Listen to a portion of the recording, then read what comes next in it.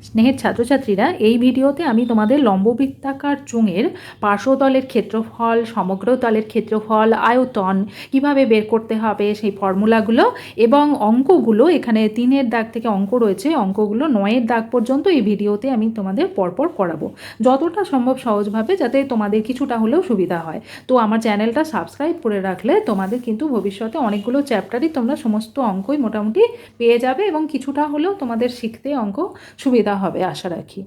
লম্ব বৃত্তাকার চোঙ। তো লম্ব বৃত্তাকার চোঙ হচ্ছে এমন একটা ঘনবস্তু যেখানে এর দুটো তল হচ্ছে বৃত্তাকার তল, এই যে একটা, এই যে একটা, এটা যদি একটা নিরেট চোঙ হয়, দুটো বৃত্তাকার তল, আর এই যে পার্শ্বতল যেটা, সেটা কিন্তু এই বৃত্তাকার তলের সাথে 90 ডিগ্রি অ্যাঙ্গেলে আছে, তাই জন্য আমরা এটাকে বলছি লম্ব বৃত্তাকার চোঙ। এটা কিন্তু চোঙ আকৃতি, কিন্তু এটা লম্ব বৃত্তাকার নয়, কারণ এখানে অ্যাঙ্গেলটা 90 ডিগ্রি হচ্ছে না। তো সেই জন্য আমরা বলবো যে এটা হচ্ছে একটা লম্ব বৃত্তাকার চোঙ, যেমন এটা।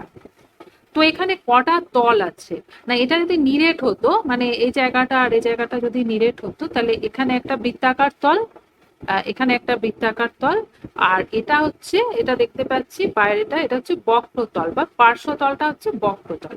তাহলে এখানে 3টে তল আছে, দুটো বৃত্তাকার তল যেটা, এটা দুটো সমতল, আর এটা হচ্ছে পার্শ্বতলটা হচ্ছে বক্রতল, 3টে তল আছে। তাহলে লম্ব বৃত্তাকার চোঙের আকারটা হচ্ছে এরকম।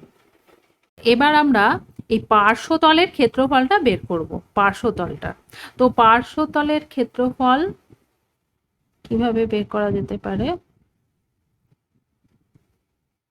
আচ্ছা, আমার কাছে একটা আয়তক্ষেত্রাকার পেপার আছে, তো এই পেপারটাকে আমি একটা চোঙের আকার দিতে পারি। কিভাবে না, এরকম ভাবে একটা চোঙের আকার দিতে পারি।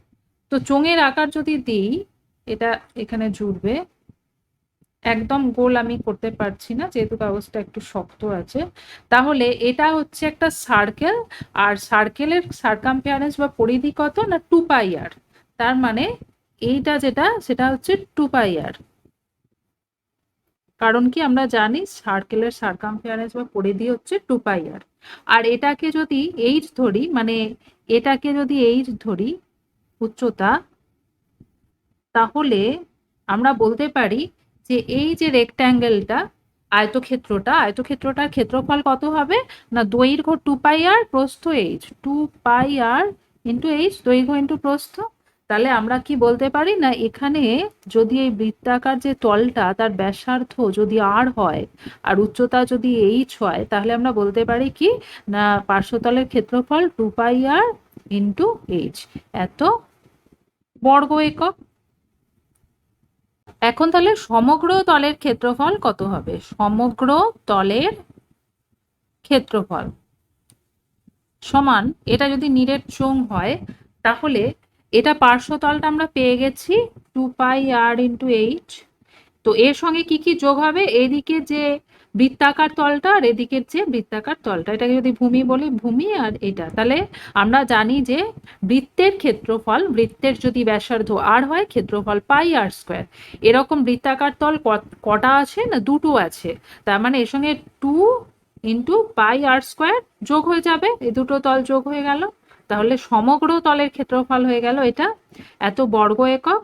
তো এখান থেকে আমরা এই 2πr যদি কমন নিয়ে নিই, তাহলে এটা এখান থেকে থাকবে আর, আর এখান থেকে থাকবে এইচ, তো আরটাই আগে লিখি, আর প্লাস এইচ, এত বর্গ একক। তার মানে সমগ্র তলের ক্ষেত্রফল হয়ে গেল 2πr ইন্টু আর প্লাস এইচ বর্গ একক। আর আয়তন, আয়তন হচ্ছে ভূমির ক্ষেত্রফল, মানে πr² ইন্টু উচ্চতা। এটা কি হবে, যেহেতু আয়তন, এটা হয়ে যাবে ঘন একক। এবার নিরেট চোঙের ক্ষেত্রে এটা হয়ে গেল সমগ্র তলের ক্ষেত্রফল। যদি ফাঁপা চোঙ হয়, তখন এই দুটো তলের ক্ষেত্রফল দরকার নেই, তখন শুধুমাত্র আমরা পার্শ্ব তলের ক্ষেত্রফল বের করব। এবার ফাঁপা চোঙের ক্ষেত্রে অন্তর্বৃত্ত একটা থাকবে আর একটা বাইরের দিকে থাকবে, দুটো থাকবে, আমরা দুটো ব্যাসার্ধ পাবো, একটা স্মল আর পাবো, আর একটা বাইরে পর্যন্ত যেটা বাইরের যে ব্যাসার্ধ সেটা ক্যাপিটাল আর পাবো। তো সেক্ষেত্রে আবার আমরা ভিতরের একটা ক্ষেত্রফল পাবো, বাইরের একটা ক্ষেত্রফল পাবো। তো ভিতরের যেটা ক্ষেত্রফল হবে সেটা কত হবে, ভিতরের ক্ষেত্রফলটা কত হবে, ভিতরের ক্ষেত্রফল হয়ে যাবে 2πr, মানে 2π স্মল আর ইন্টু এইচ, আর বাইরের ক্ষেত্রে হয়ে যাবে 2π ক্যাপিটাল আর ইন্টু এইচ।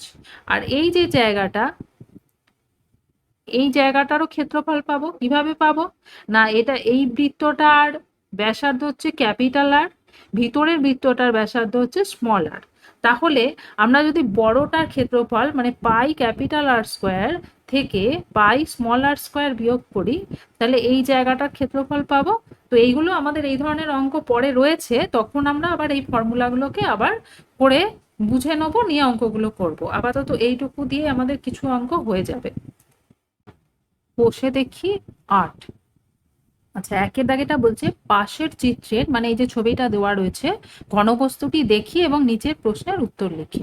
তো এটা একটা ঘনবস্তু যেটা আমরা দেখতে পাচ্ছি লম্ববৃত্তাকার চোঙ। তো এর তল কটা, এর তল কটা না, এই একটা দুটো বৃত্তাকার তল, আর একটা হচ্ছে পার্শ্বতল বা বক্রতল। তাহলে মোট তল হচ্ছে 3টে। তাহলে এখানে এতে লিখতে হবে 3 শূন্যস্থানে। আচ্ছা, ছবির ঘনবস্তুটির ড্যাশটি বক্রতল এবং ড্যাশটি সমতল, মানে কটি বক্রতল ও কটি সমতল। তো এই যে এটা হচ্ছে পার্শ্বতলটা হচ্ছে বক্রতল, তার মানে একটি বক্রতল, আর সমতল আছে দুটো, এই ভূমি একটা আর ওপরে একটা, দুটি সমতল। এবার বলছে দুয়েরটা, আমার বাড়ির 5টি ঘনবস্তুর নাম লিখি যাদের আকার লম্ববৃত্তাকার চোঙ। তো এরকম অনেক বস্তুই রয়েছে, যেমন আমাদের চোখের সামনে আমাদের টিউব লাইট রয়েছে, ব্যাটারি রয়েছে, তারপরে যেগুলো গোল যে চোঙাকৃতি স্কেচ পেন সেগুলোও এক রকমের, গ্যাস সিলিন্ডার, তারপর জলের পাইপ বা জলের গ্লাস যেগুলো সিলিন্ড্রিক্যাল আকারের ওরকম ভাবে থাকে, এরকম জলের গ্লাস হয় সেগুলো, এগুলো হচ্ছে সব উদাহরণ। 3 দাগের অঙ্কটা, স্টিলের পাতলা চাদর দিয়ে তৈরি ঢাকনা সমেত একটি ড্রামের ব্যাসের দৈর্ঘ্য 28 সেন্টিমিটার। ড্রামটি তৈরি করতে যদি 2816 বর্গ সেন্টিমিটার চাদর লাগে, মানে স্টিলের যে পাতলা চাদর সেটা, তবে ড্রামটির উচ্চতা হিসাব করে লিখি। তো এখানে আমাদের ব্যাস দেওয়া আছে, এখান থেকে ব্যাসার্ধ পেয়ে যাব, ব্যাস 28, মানে ব্যাসার্ধ হচ্ছে 14 সেন্টিমিটার। এবার যেহেতু ঢাকনা সমেত বলেছে, তার মানে এখানে শুধুই পার্শ্বতল নয়, এখানে হচ্ছে সমগ্র তলের ক্ষেত্রফল, মানে হচ্ছে 2πr ইন্টু আর প্লাস এইচ। তো সেইটা আমাদের দেওয়া আছে, তৈরি করতে এত বর্গ সেন্টিমিটার লাগছে, তার মানে ওইটার মান দেওয়া আছে। তো সেখান থেকে সমাধান করে আমাদেরকে এইচের মানটা বের করতে হবে। তো চোঙের আকার হচ্ছে, আমরা জানি এটা যে চোঙের লম্ববৃত্তাকার চোঙ। তো এখানে ব্যাসার্ধটা আমাদের দেওয়া আছে হচ্ছে, কত দেওয়া আছে, ব্যাসার্ধ, ব্যাস যেহেতু 28, ব্যাসার্ধ হচ্ছে 28/2, 14 সেন্টিমিটার, এটা আমাদের ব্যাসার্ধটা দেওয়া আছে। তাহলে সমগ্র তলের ক্ষেত্রফল কত, সমগ্র তলের ক্ষেত্রফল সমান হচ্ছে 2πr ইন্টু আর প্লাস এইচ, যেহেতু এটা দুটো তলই এখানে রয়েছে, তার মানে হচ্ছে 2 ইন্টু 22/7 ইন্টু আর হচ্ছে 14, আর ব্র্যাকেটে হচ্ছে 14, আর এইচটা আমরা জানি না, এইচটা বের করতে হবে। তাহলে আমাদের শর্তানুসারে আমরা কি লিখতে পারি, শর্তানুসারে প্রথমে কিন্তু লিখে রাখতে হবে যে ধরি উচ্চতা সমান এইচ। তো শর্তানুসারে এটা সমানই হচ্ছে কত না, 2816, 7 2 14, বা আচ্ছা 14 প্লাস এইচ, এটা বাঁদিকে রাখলাম, আর এই 2 আর 2 4 গুণ করলে, আর এই 22 ডান দিকে নিয়ে গিয়ে ভাগ করে দিলাম। তো ভাগটা করলে কত হবে, 11 2 22, 11 2 22, 11 16। আচ্ছা, এবার 4 4 6 24, 4 4 16, 2 হচ্ছে 32, 32 হয়ে গেল। তাহলে এইচের মান কত, এইচ সমান হচ্ছে 32, আর এই 14টা ডান দিকে গেলে বিয়োগ হয়ে যাবে, তাহলে 32 থেকে 14 বিয়োগ করলে হবে 18। অতএব উচ্চতা বের করতে বলেছিল, উচ্চতা কত হয়ে গেল, 18 একক ছিল সেন্টিমিটার। চারেরটা, একটি ঘরের বারান্দায় 5.6 ডেসিমিটার ব্যাসের এবং 2.5 মিটার লম্বা দুটি লম্ববৃত্তাকার পিলার ঢালাই করতে কত ঘন ডেসিমিটার মশলা লাগবে? তার মানে হচ্ছে এখানে আমাদের যেটা বার করতে হবে সেটা হচ্ছে আয়তন। তো এখানে মিটার রয়েছে আবার ডেসিমিটার রয়েছে, তাহলে আমরা এটাকে ডেসিমিটার করে নেব, করে আয়তন বের করব কটা পিলারের, না দুটো পিলারের, তাহলেই আমরা মশলা কতটা লাগবে পেয়ে যাব। আর বলছে প্রতি বর্গমিটার 125 টাকা হিসাবে পিলার দুটি প্লাস্টার করতে কত খরচ হবে? তো প্রতি বর্গমিটার 125 টাকা প্লাস্টার করা মানে হচ্ছে বাইরের যে তলটা সেই তলটার কথা বলা হয়েছে। তো এখানে হচ্ছে ক্ষেত্রফল। তো প্রথমটা আয়তন, দ্বিতীয়টা হচ্ছে ক্ষেত্রফল। তো পিলারের ব্যাস বলা ছিল আমাদেরকে, সেখান থেকে আমরা ব্যাসার্ধ পেয়ে যাব। তো ব্যাস যেটা, সেটা বলা ছিল যে 5.6 ডেসিমিটার। পিলারের ব্যাস সমান হচ্ছে 5.6 ডেসিমিটার। তো এখান থেকে আমরা ব্যাসার্ধ পাবো। ব্যাসার্ধ যদি আর হয় সমান হচ্ছে 5.6/2, মানে হচ্ছে 2.8 এত ডেসিমিটার। এখন উচ্চতা এইচ দেওয়া আছে কত, না 2.5 মিটার। তো এটাকে আমরা ডেসিমিটার করে নিলে এটা হয়ে যাবে 25 ডেসিমিটার হলো। এবার আমাদের দুটি পিলারের আয়তন বের করতে হবে। দুটি পিলারের মোট আয়তন সমান, প্রথমে একটা 2 দিয়ে গুণ হচ্ছে কারণ দুটো আছে। এবার প্রতিটা পিলারের আয়তন কত, না πr²h। তো এখন মানগুলো যদি বসাই, পাইয়ের মান 22/7, আর এর মান আমাদের দেওয়া আছে 2.8, তার হোল স্কোয়ার হবে, এইচ ছিল 25। তো এবার হিসেবটা যদি করি, এটা স্কোয়ার আছে মানে দুবার গুণ হিসেবে লিখলাম ইন্টু 25। তো 7×4 28, যেহেতু দশমিক আছে তো 0.4 হবে।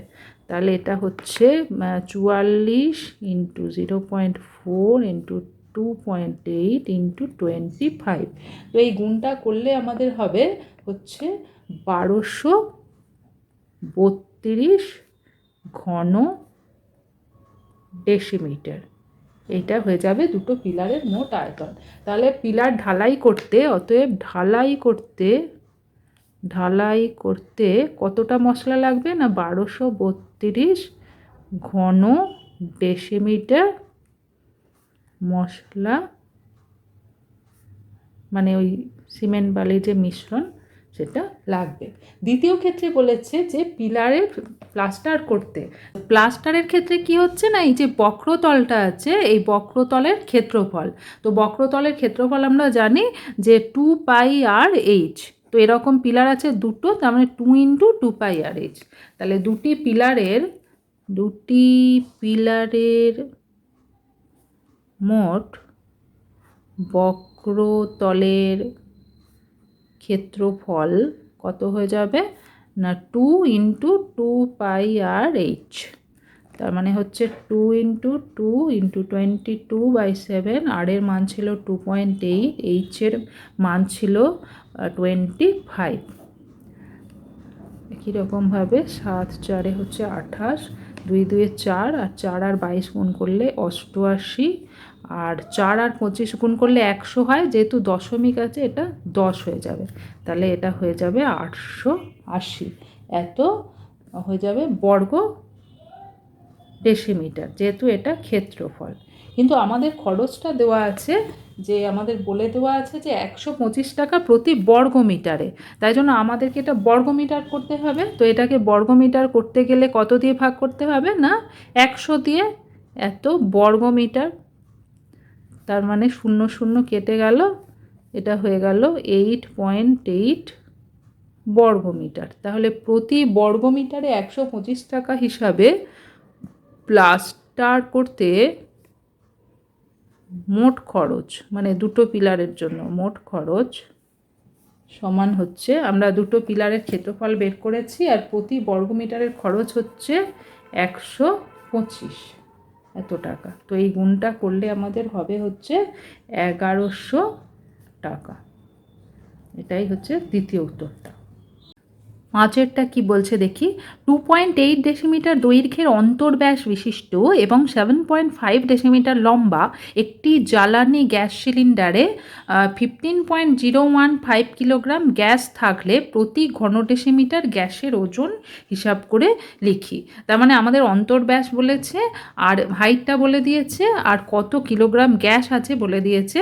তো প্রতি ঘন ডেসিমিটার গ্যাসের ওজনটা বের করতে হবে। তার মানে এখানে আমাদের গ্যাস সিলিন্ডারের ব্যাসার্ধ কত, ব্যাসার্ধ আর ব্যাস বলা আছে যেহেতু 2.8, তাহলে 2.8কে 2 দিয়ে ভাগ, তাহলে 1.4 এত ডেসিমিটার, এটা ব্যাসার্ধ।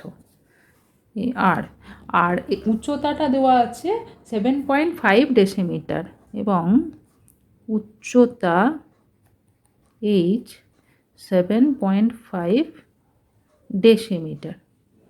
তো অন্তর্ব্যাস বলছে কেন, কারণ কি অন্তর্ব্যাস এটা যে সিলিন্ডার খানিকটা থিক হয়, তো আমাদের গ্যাসটা আছে সিলিন্ডারটার ভেতরে, তার মানে কতটা থিক সেটা আমাদের দেখার দরকার নেই, আমাদের ভেতরের আয়তনটা চাই।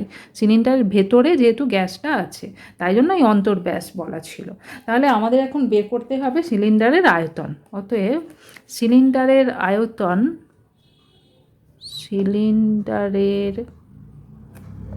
আয়তন সমান, আমরা ফর্মুলা জানি পাই r²h।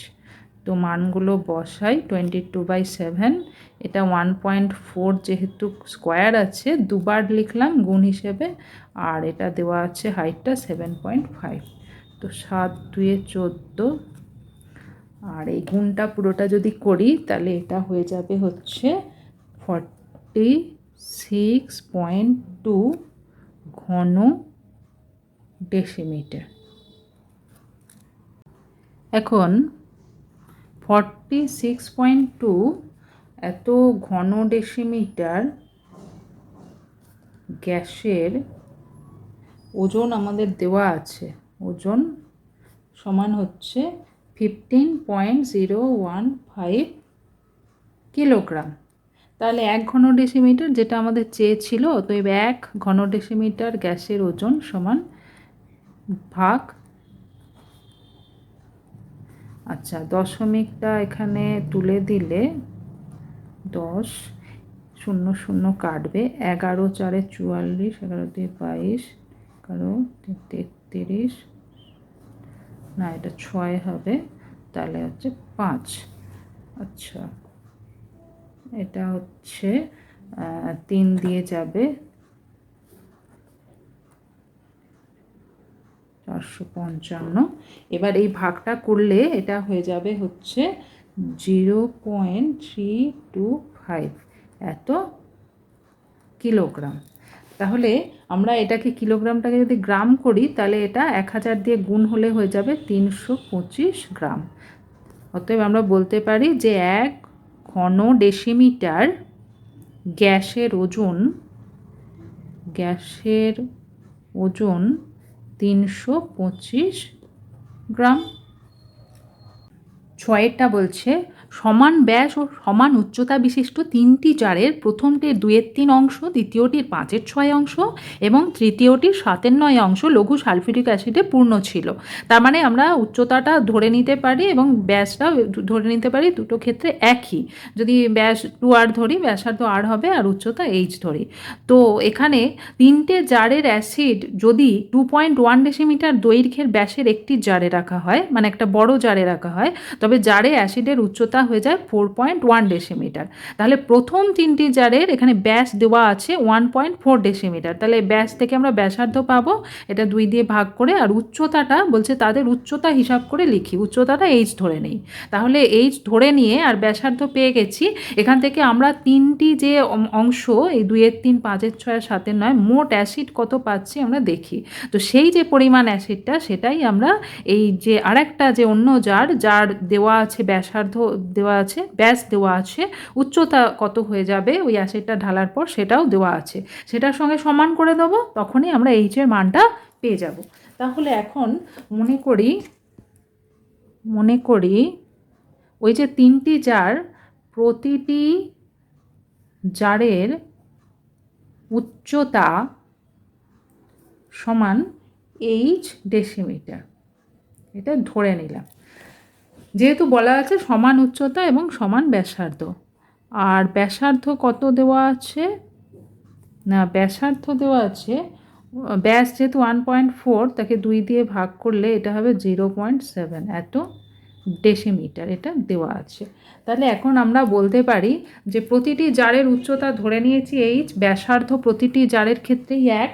তাহলে প্রথম জারে অ্যাসিডের পরিমাণ কত, প্রথম জারে অ্যাসিডের পরিমাণ কত না, প্রথম জারে আছে কতটা, আছে 2/3 অংশ আছে, তাহলে 2/3 ইন্টু পাই ইন্টু আর হচ্ছে এখানে 0.7 তার হোল স্কোয়ার ইন্টু এইচটা আমরা জানি না, এইচটা এইচই লিখছি, এত ঘন ডেসিমিটার। ঠিক একই রকমভাবে দ্বিতীয় জারে অ্যাসিডের পরিমাণ সমান, এটা বলেছে 5/6 অংশ, তাহলে 5/6 ইন্টু পাই ইন্টু 0.7 তার whole square into H two ঘন ডেসিমিটার। তৃতীয় জারে অ্যাসিডের পরিমাণ হচ্ছে 7/9 অংশ, আর এটা তো প্রতি ক্ষেত্রে একই আছে যেহেতু সমান উচ্চতা এবং সমান ব্যাসার্ধ। তাহলে 3টে জারের মোট অ্যাসিড কত হলো, এই তিনটের যোগফল। অতএব 3টি জারে অ্যাসিডের মোট পরিমাণ কত, অ্যাসিডের মোট পরিমাণ কত না, এগুলো যোগ করব। তো যোগ করলে দেখছি আমরা যে পাই আর 0.7 হোল স্কোয়ার আর এইচ প্রতি ক্ষেত্রে এই 3টে জিনিস একই, তাহলে এই 3টে জিনিস আমি বাইরে কমন নিয়ে নিতে পারি, কারণ এই 3টে একই। তাহলে ভেতরে পড়ে থাকছে এখানে 2/3 যোগ 5/6 যোগ 7/9, যেগুলো একই ছিল সেগুলো বাইরে কমন নিয়ে নিয়েছি। তো এটা লিখি, এটা 22/7 পাইয়ের মানটা লিখে দিলাম। আচ্ছা, এখানে এটা লসাগুটা কত হবে না, লসাগুটা এখানে যেহেতু 6 আছে, লসাগুটা হবে 18। 3 6 18, 6 2 12, 6 3 18, 3 5 হচ্ছে 15, 9 2 18, 2 7 হচ্ছে 14। তাহলে এটা কত হয়ে যাচ্ছে না, এটা যেমন ছিল প্রথমটা তার সঙ্গে গুণ হচ্ছে, আচ্ছা 5 আর 4 9, 10 11, 1 হাতে 1 2 3 4, 41/18। এটা হয়ে গেল মোট আয়তন, এত ঘন ডেসিমিটার।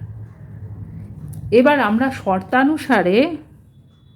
শর্তানুসারে কি লিখতে পারি না, এই যে আয়তনের অ্যাসিড, এই অ্যাসিডটাই যখন একটা অন্য জারে ঢালা হচ্ছে, জার হচ্ছে উচ্চতা দেওয়া আছে, আমাদের দেওয়া আছে কত দেখে নিচ্ছি, 4.1 ডেসিমিটার, আর এখানে দেওয়া আছে ব্যাস 2.1। তার মানে এটা সমান আমরা কি লিখতে পারি না, পাই ইন্টু ব্যাস যেহেতু দেওয়া আছে, ব্যাসকে 2 দিয়ে ভাগ করলে ব্যাসার্ধ আর স্কোয়ার ইন্টু এইচ 4.1।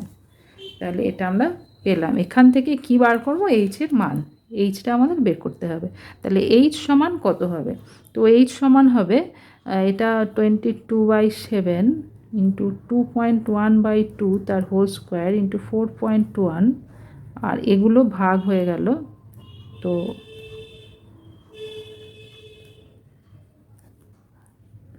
আচ্ছা, এটা তো কেটে যাচ্ছে পাইয়ের মানটা, আর বাকি কি পড়ে থাকছে দেখি, এখানে 2.1 ইন্টু 2.1 ইন্টু 4.1, এই যে দুটো 2 স্কোয়ার, 2 ইন্টু 2, এটা 0.7 যেটা ছিল 0.7 দুবার গুণ, যেহেতু স্কোয়ার আছে এখানে 41, আর এই যে 18 এটা যেহেতু হরে আছে তাহলে এটা উপরে লবে চলে যাবে, 18টা এখানে গুণ হয়ে যাবে। তো এখন 7 3 21, এখানেও দশমিক আছে, এখানেও দশমিক আছে, তার মানে এটা 3 হবে, দশমিক বসবে না, এটাও হবে 3। আচ্ছা, এখানে 2 9 হচ্ছে 18, আর এখানে এটা 41 আছে, এটা 0.1 আছে, দশমিকটা তুলে এখানে 10 গুণ করি, 41 41 কেটে দিই, তাহলে এটা হয়ে গেল আমাদের 9 3 27 3 81, 81 ওপরে, নিচে হচ্ছে 2, এখানে 10 20, 81/20। তো 81কে 20 দিয়ে ভাগ করলে আমরা কত পাবো? 20 4 হচ্ছে 80, এটা হয়ে যাবে 4.05। তাহলে আমরা বলতে পারি যে জার তিনটির প্রত্যেকটির উচ্চতা, অতএব বা প্রতিটি জারের উচ্চতা 4.05 ডেসিমিটার, এটাই উত্তর। 7 দাগেরটা, একমুখ খোলা একটি লম্ববৃত্তাকার পাত্রের সমগ্র তলের ক্ষেত্রফল 2002 বর্গ সেন্টিমিটার। পাত্রটির ভূমির ব্যাসের দৈর্ঘ্য 14 সেন্টিমিটার হলে পাত্রটিতে কত লিটার জল ধরবে হিসাব করে লিখি। তাহলে এখানে একমুখ খোলা বলা হয়েছে, আর ভূমির ব্যাস দেওয়া আছে, আর সমগ্র তলের ক্ষেত্রফল দেওয়া আছে। কত লিটার জল ধরবে বলতে এখানে আমাদের আয়তনটা বের করতে হবে। তাহলে ছবিটা হচ্ছে, যেহেতু একমুখ খোলা বলেছে, তাহলে আমাদের এই যে বক্রতলটা আছে, আর এটা যেহেতু একমুখ খোলা, তাহলে এই তলটা লাগছে না, আর এই ভূমির ব্যাস দেওয়া আছে 14 সেন্টিমিটার। তাহলে পাত্রটির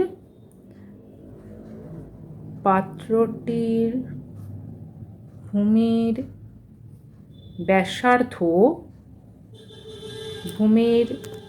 ব্যাসার্ধ আর সমান হচ্ছে 14/2 হবে ব্যাসার্ধ, এটা তো ব্যাস, সমান 7 সেন্টিমিটার।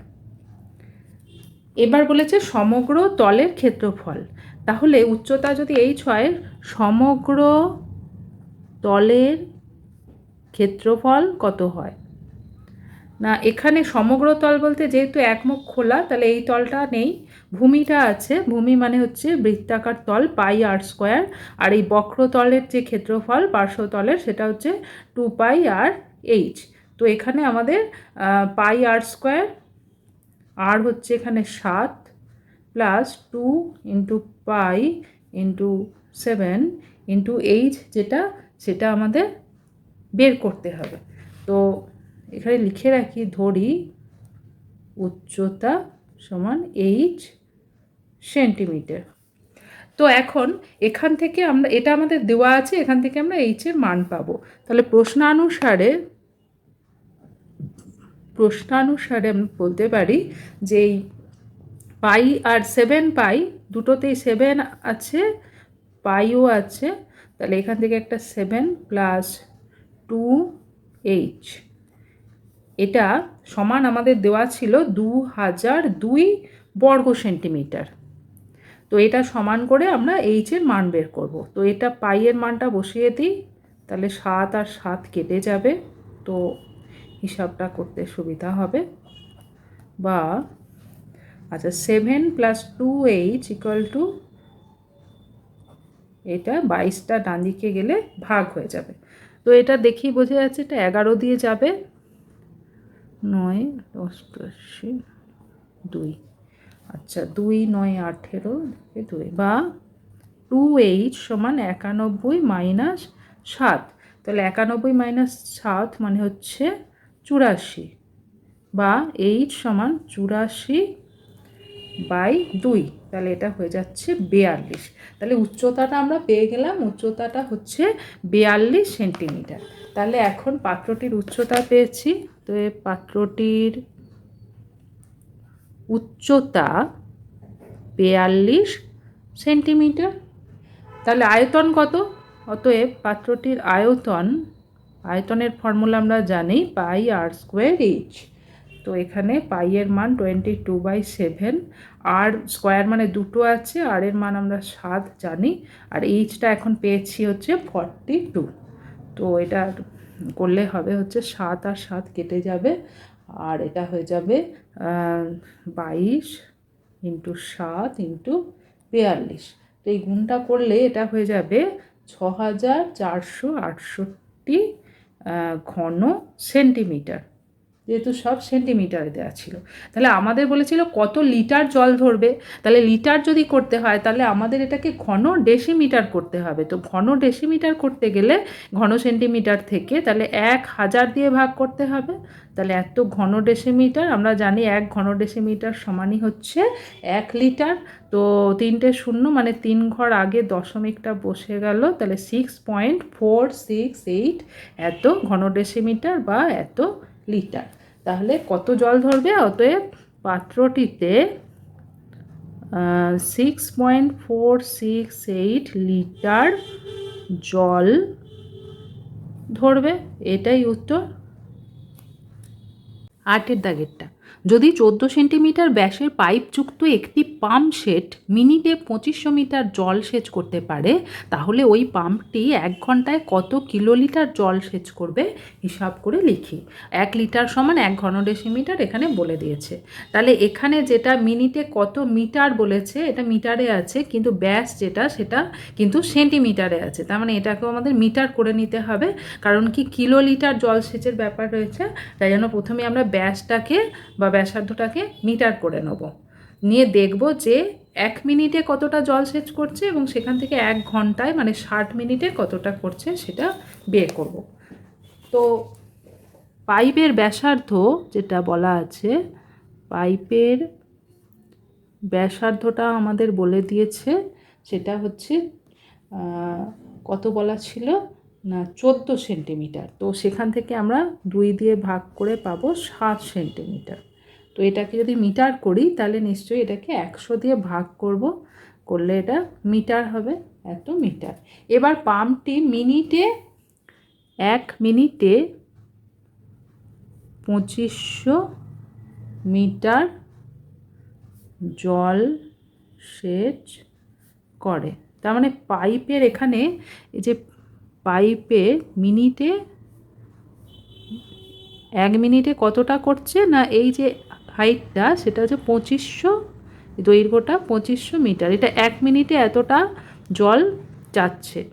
এবার এটা হাইটটা পাচ্ছি এই 2500 মিটার, আর এখানে ব্যাসার্ধটা যেটা সেটা বলছে, এটা আমরা পেয়ে গেছি, এটা হচ্ছে 7/100 এত মিটার, 7/100 এত মিটার। তাহলে এটা হচ্ছে আমাদের উচ্চতা আর এটা হচ্ছে আমাদের ব্যাসার্ধ। তাহলে 1 মিনিটে কতটা জল না, আমাদের এই যে চোঙাকৃতি যে পাইপটা তার যে আয়তন মানে 1 মিনিটের ক্ষেত্রে 2500 মিটার উচ্চতা আর ব্যাসার্ধ তো যা আছে সেটাই দিয়ে আমরা আয়তনটা বের করি, সেটাই হচ্ছে 1 মিনিটে কতটা জল সেচ হচ্ছে। তাহলে অতএব 1 মিনিটে জল সেচের পরিমাণ মানে এখানে হচ্ছে জলের আয়তনটা সমান πr²h, πr² ঘন মিটার। তো এখানে পাইয়ের মান বসাই 22/7, আর আমরা কত নিয়েছি 7 ছিল, মিটার করে নিয়েছি বলে 7/100, যেহেতু স্কোয়ার আছে দুবার গুণ দিয়ে লিখলাম, আর এইচ হচ্ছে 2500। এটা হচ্ছে 1 মিনিটে জল সেচের পরিমাণ এত ঘন মিটার। তো এটাকে আমরা যদি ঘনমিটার থেকে ঘন ডেসিমিটার করে নিই তাহলে এটা কত হবে, আচ্ছা 7 কেটে দিচ্ছি, তাহলে 22 ইন্টু এই 2 শূন্য কেটে গেল, 22 ইন্টু 7 ইন্টু 25 বাই এখানে আছে 100, আর ঘন মিটার থেকে ঘন ডেসিমিটার করার জন্য 1000 দিয়ে গুণ করছি, এত ঘন ডেসিমিটার। তাহলে এটা হচ্ছে 2 শূন্য কাটছে, আর এই গুণটা করলে এটা হয়ে যাবে 25 আর 7 আর 22, এগুলো গুণগুলো করলে হবে 38,500, এখানে একটা শূন্যও আছে, এত ঘন ডেসিমিটার মানে আমরা জানি লিটার, এখানে বলেও দেওয়া আছে। তাহলে 1 মিনিটে আমরা পেলাম, তাহলে 1 ঘন্টায় কত হবে? অতএব 1 ঘন্টায় জল সেচের পরিমাণ, 1 ঘন্টায় জল সেচের পরিমাণ কত হবে না, 1 ঘন্টা মানে 60 মিনিট, তাহলে 60 দিয়ে এটা গুণ করব, তাহলে 60 ইন্টু এই 38500 এত লিটার। তো এটা গুণ করলে হয়ে যাবে, এটা 2 3 1 আর 4টে শূন্য, একটা শূন্য আর এই 3টে শূন্য, 4টে শূন্য, এত লিটার। কিন্তু আমাদের উত্তর বলেছে কিলো লিটারে বার করতে, তার মানে একে 1000 দিয়ে ভাগ করলে হয়ে যাবে 2 3 1 0, এই যে 3টে শূন্য কেটে গিয়ে এত কিলো লিটার হয়ে যাবে। 9 দাগেরটা কি বলছে, 7 সেন্টিমিটার ব্যাসের একটি লম্বা গ্যাস জারে কিছু জল আছে। ওই জলে যদি 5.6 সেন্টিমিটার দৈর্ঘ্যের ব্যাসের 5 সেন্টিমিটার লম্বা একটি নিরেট লোহার লম্ববৃত্তাকার চোঙাকৃতির টুকরো সম্পূর্ণ ডোবানো হয়, তবে জলতল কতটুকু উপরে উঠবে। তো 7 সেন্টিমিটার ব্যাসের গ্যাস জার আছে, তো এর জলতল ধরেই যদি 8 সেন্টিমিটার উঠবে, তাহলে সেই জল কতটা উঠলো তার আয়তনটা হয়ে যাবে πr²h, যেখানে আর হচ্ছে এটা ব্যাস মানে 7/2।